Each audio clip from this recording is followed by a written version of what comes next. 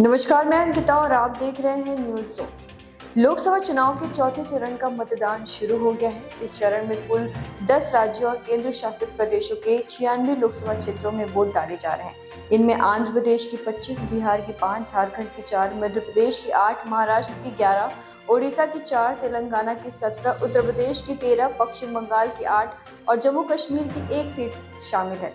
सभी जगह मतदान सुबह 7 बजे से शुरू हुए हैं, जो शाम 6 बजे तक जारी रहेंगे। चौथे चरण में कुल 1717 उम्मीदवार मैदान में हैं। इस चरण में कई महत्वपूर्ण नेताओं की किस्मत का फैसला होना है।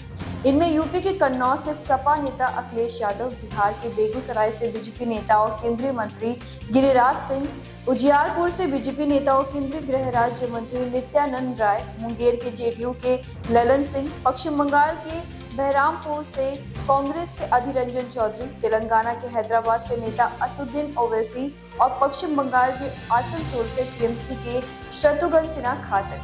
इसके साथ ही चौथे चरण के चुनाव में ही आंध्र प्रदेश की सभी 25 लोकसभा सीटों के साथ ही 175 विधानसभा सीटों पर भी मतदान होगा। इसके लिए तैयारियां पूरी कर ली गई हैं। एनडीए का यहाँ टीडीपी और जन सेवा से गठबंधन है। बंटवारे के तहत टीडीपी 144 विधानसभा सीटों पर अपने उम्मीदवार उतारे हैं, जबकि बीजेपी 10 विधानसभा सीटों पर और जन सेवा 21 विधानसभा सीटों पर चुनाव लड़ रही है।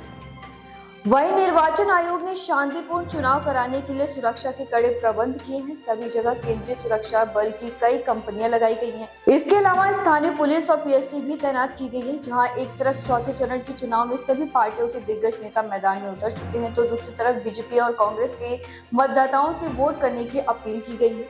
जहाँ प्रधानमंत्री नरेंद्र मोदी और केंद्रीय गृह मंत्री अमित शाह ने लोगों से मतदान करने की अपील की। पीएम मोदी ने अपने आधिकारिक एक्स हैंडल पर लिखा कि लोकसभा चुनाव के आज चौथे चरण में 10 राज्यों और केंद्र शासित प्रदेशों की 96 सीटों पर मतदान हो रहा है। मुझे यकीन है कि इस निर्वाचन क्षेत्रों में लोग बड़ी संख्या में मतदान करेंगे। युवा मतदाता और महिला मतदाता मतदान को शक्ति प्रदान करेगी। आइए हम सब अपना कर्तव्य निभाएं और अपने लोकतंत्र को मजबूत करें।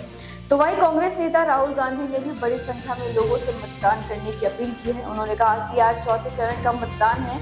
आपके एक वोट से सिर्फ आपके लोकतांत्रिक अधिकारों की रक्षा ही नहीं होगी, बल्कि पूरे परिवार की तकदीर बदल जाएगी। इसके लिए बड़ी संख्या में बाहर निकलकर वोट डालिए। अब देखना होगा कि दूसरे तीसरे फेज के मुकाबले क्या इस चरण के चुनाव में वोटों की संख्या बढ़ती है या नहीं। अपनी राय हमें कमेंट में जरूर बताएं और ऐसी देश दुनिया की तमाम खबरों की देखते रहिए।